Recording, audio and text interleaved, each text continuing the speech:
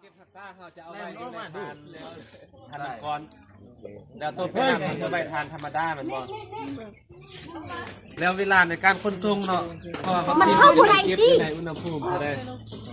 258บ่ถ้าเป็นวัคซีนอันนั้นเสื้อเป็นอันแน่นอนมันต้องอยู่ในอุณหภูมิเย็นตลอดแห่งเย็นกว่าวัคซีนเสื้อใต้เนาะแล้วเวลาการขนส่งเขาก็จะมี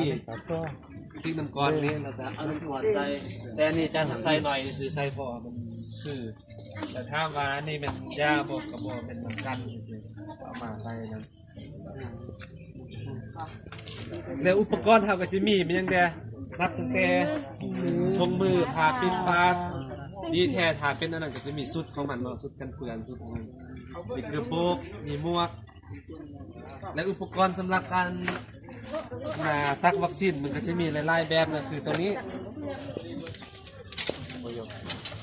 เป็นเข้มที่เขาจะใส่ยอดวัคซีนนิวคาสเซิลออนกับลมอักเสบเนาะใส่สำหรับยอดตาหรือว่ายอดดังมักซุกสปีกอันนี้เป็นเข้มคล้ายคือเข้มยิบเครื่องนี่เวลาเราผสมยามันยังแล้วเขาจะก็จะแช่อยู่ในขวดที่มีน้ำยาเนาะจับไข่มาแล้วก็แทงที่แทงแล้วก็ไปแช่อยู่น้ำยาทั้งคืนตัวนี้จุบแล้วมาเทนแม่จุบน้ำยาความจริงเนาะเข้มตัวนี้นี่เขาเจ้าจะถ้าเรารักษาดีเนาะเขาสามารถเก็บหลังจากใส่แล้วเขาก็ไปอนามัยไปฆ่าเชื้อนะครับเก็บซาไว้แล้วก็ใส่ในตู้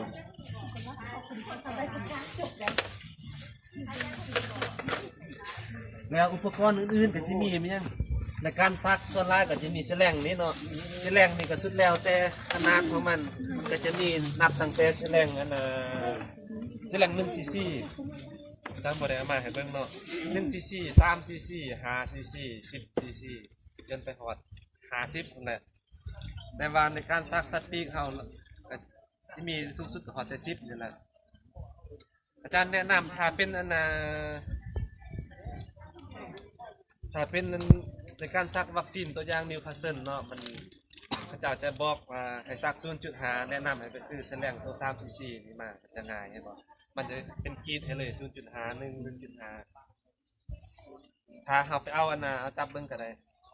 ถ้าเราไปเอาแฉลงอันนี้มาเนาะตัวอย่างให้ซัก 0.5 เฮ็ดแนวใดก็เอามันบ่เอาครึ่งนึงนี่ก็พอมันบ่ฉะนั้นมันก็การปรับชัดเจนของมันก็จะบ่แน่นอนถ้าเป็นขึ้นให้ซัก1 cc โอเคเลยมันก็จะเป็นอันนี้แล้วการเก็บรักษาก็หลักการของเฮานั่นแหละผู้หลักการเราเวลาไปซื้อนี่ก็ต้องเบิ่งได้บัดนี้บางเทื่อวัคซีนอันนี้เขาไปไข่เอาอยู่ตู้อันมันยังมาให้ก็เอาสิมันบ่ได้เนาะเพราะว่ามันเขาเจ้าเก็บรักษาบ่ได้เอามาใส่ก็บ่เกิดผลประโยชน์หยังดอกมันก็จะเป็นแบบนี้แต่ตัวนี้ก็ค่อนข้างจะยุ่งยากในนึงเวลาการนำใส่เขาก็ต้องได้มาผสมเอาแม่นบ่ซื้อมาเขาก็ต้องได้มันแยกอันนี้มาเขาก็ไปเก็บไว้ทานมังกรอันนี้มาก็ไว้ทานธรรมดาเวลาออกมาใส่ก็ใส่ทิ้งมังกรมาแบบนี้แล้วก่อนที่ซักก็ต้องได้ผสมซีดเอาคุณไปใส่อันเป็นน้ำแนวนั้นก็ได้เนาะมันก็จะมีในหลายแบบดอกคือแบบนี้นี่กำหนดมันจะบอกว่าให้บรรจุผสมกับน้ำ10 cc เฮาดูดน้ำ10 cc มาใส่นี่ได้บ่ได้ฉะนั้นเฮาต้องดูดมาเดือนละ1หรือ2กันบ่มาซีดใส่นี้ละลายแล้วก็ดูดกับซีดใส่นี้คืนเฮ็ดนั้น1 5 2เพื่อให้มันละลายดีแล้วก็เรียกว่าซักได้แต่ถ้าเป็นวัคซีนนั่นอะฮิวามูเนาะกล่องที่เป็นฝุ่นมันก็จะซ้ำนี่แหละเขาให้ผสมน้ำ10 cc แล้วกล่องน้ำกันหันกับ10 cc กันตัวนั้นแทนจะบ่ยากเท่ากับดูดเอาตัวเป็นน้ำ10 cc มาซีดใส่ตัวเป็นฝุ่นนี่เลยละลายนั่นแล้วก็ไปซักได้แต่กรณีนี่กล่องที่เป็นฝุ่นน้อยกว่าก็ต้องได้ละลายเอาผู้ใดที่อาสาสมัคร3-5 มื้อ3-5 มื้อยอดก็ยอดเรากล่องน้ำยาที่ยอดประมาณ10 cc ก็จะซ้ำกล่องน้อยๆครับผสมอีกทีจักเป็นยังไงก็ยอดเป็นนี่นะมันเข้าตา ให้มันนั้นดีๆแล้วก็ปล่อย เรา ส ย อ อง ด หา ดัน สี่ยอดมาก็ยอดเครื่องละนั่นแล้ว เวลาส่ง ถ้าเป็นอันน่ะซักแท่งตัวนี้เนาะก็คืออาจารย์มาเลยเข้มตัวนี้ต้องแช่อยู่ในน้ำยามันบอกหลังจากแท่งเขาจะเอาแท่งให้มันซอสบอลเลยที่มันเขาจะแท่งนี่เนาะนั่งตัวลงบ้างอยู่เขาจะแท่งให้ซอสแต่อันนี่เป็นไก่ดำเนาะเขาบ่เห็นเส้นเลือดมันแล้วมันก็เป็นไก่ใหญ่เด้อถ้าเป็นไก่อันนั้นมันจะเป็นไก่น้อย แทงใช้เส้นเลือดด้วยนะ บ่วันละนี่แท่งตัวนี้เขาต้องบ่ให้ถึงเส้นเลือดเนาะมันเป็นครูนี่แต่อันนี้เขาบ่เห็นแต่จริงเห็นข้างๆอยู่เส้นเลือดนี่เนาะยังรู้ นี่พระเจ้าก็จุ่มน้ำยาหั่นแล้วก็มาแท่งให้มันซอสเลย แทงชดมาทางผิดเลย นั่นแหละตอนนี้บ่ให้ถึงเส้นเลือดเด้ มันก็บอกเลย บ่ออกคันถึงเส้นเลือดนี่ก็ให้เลือดมันออกแล้วมันก็อักเสบถ้าเป็นไก่น้อยๆกรณีแท่งอันนี้ก็เป็นไก่น้อยๆส่วนอันนี้ไก่ใหญ่แท่งเดียวแล้วก็อันนี้จุ่มน้ำยาคือ ใกล้อายุเท่าใดเด้อจัง อันนี้นะ บ่แม่นเฮาใส่ตัวนี้ เบิ่งตามโปรแกรมวัคซีนมักซุกสักปีกนี่คือว่าอะไรก็อาจารย์ยาเล่าได้โซ่ให้เบิ่งบ่ว่าตัดตารางวัคซีนมัน เจสน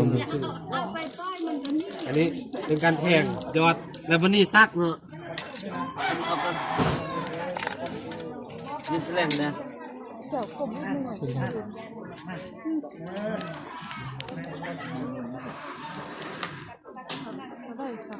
ชีดลมเขาก็ต้องมาอันนี้เป็นวัคซีนซื่อเลยกลายเป็นยาตันเสื้อนี่เวลาเป็นตัวนี่จะกับวัคซีนเพราะว่า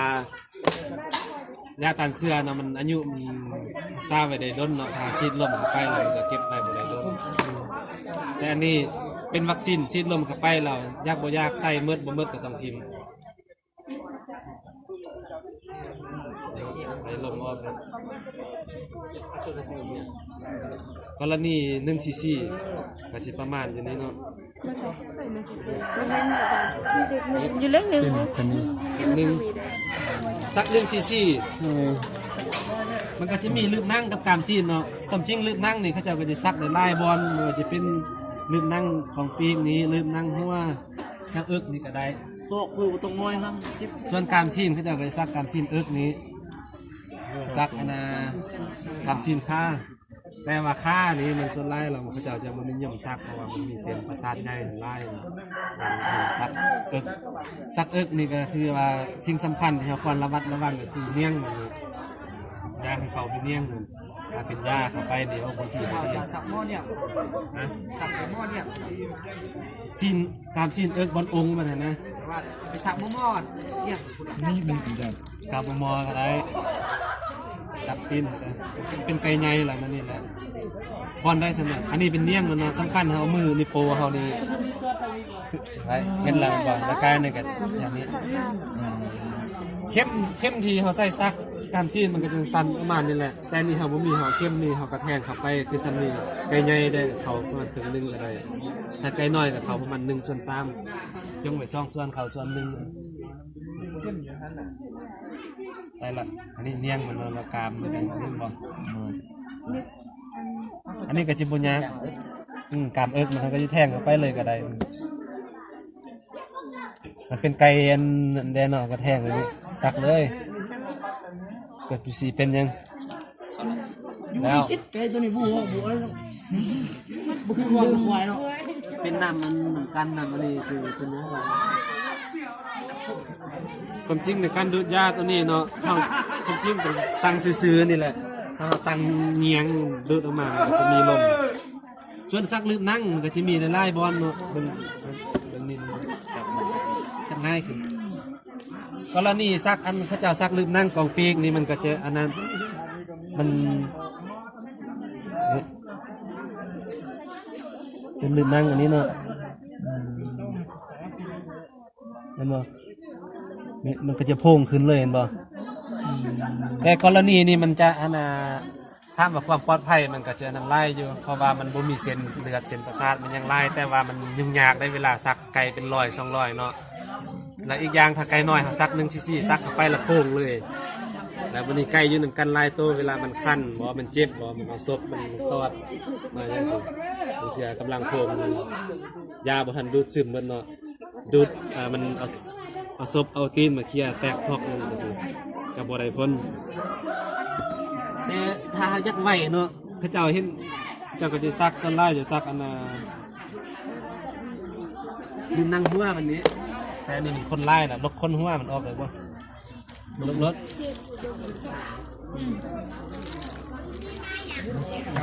น้องเคยจับ นั่นแหละซื้อรถเพื่อให้นะแต่ละคนเป็น โอ้ยผมชื่อนี่เลยแล้วนี่ เพราะกรณีถ้าจะซักลืมนั่งหัวมันนี่ก็จะใส่นี่มือนี่ดึงนี่ขึ้นนั่นบ่พยายามแบบนี้ได้จะเห็นแบบนี้ได้ถ้าเห็นแบบนี้แทงไปนี่ทึกมือแน่นอนเดี๋ยวนี้มันรอดนี้นี่เนาะธรรมดามันตัวนี้แล้วก็อันนี้มันฮ้อนใหญ่กันแทงลิกฮ้อนมันได้อาจารย์จะจับนั่นนี่ก็แบบสูบยานี่แล้วอันนี้โปครึ่งไว้แทงนี้เข้าไปแล้วก็อันนี้โปดันเขาเลยนี่ อาจารย์ปัดไก่เป็นมาเห่าสัตว์แล้วเห่าข้าวหลกอีก บออันนี้เฮ็ดให้เบิ่งซื่อ คิดว่าจีสัตว์เนื้อเป็นหลกเลย เป็นลูกเลยได้กินเลย สำคัญได้บ่แม่นบีบแนวนี้เนาะบีบนี่แน่นอนแทงเข้าไป เบี้ยก็สู้เลยเย็นก็สู้เลย ตรงแนวนี้ ให้ ให้ มันรอดมือเฮา เขาสัก ถ้าบีบแบบนี้ โอ้ย จับเข้าไปมันก็สิถึง เขาสักแล้วทำ หยิบ เนาะเจ้าน้อย จะนี่ ผมมาขอ ให้เข้มรสป่ะ ลูกอ่านหน่อย แล้วถ้า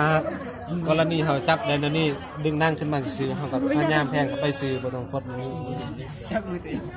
มีการถึกมือแล้วก็ซอดออกทางนั้นได้บ่ได้ลองเบิ่งเอา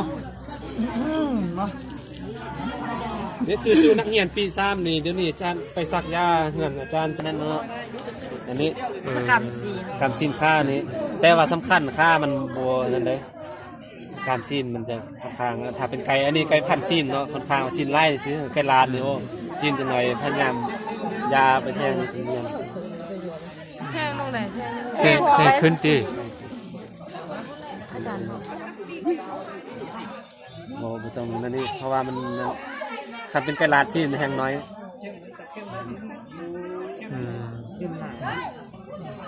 กำซีนแบบนี้ กับสินค้า ไก่น้อย สักอันนี้ จัดกำซีนประมาณนี้อาจารย์ นี่อันนี้นี่มันกบปีกมันแล้ว นี่ มันจะ สัก ผู้ได้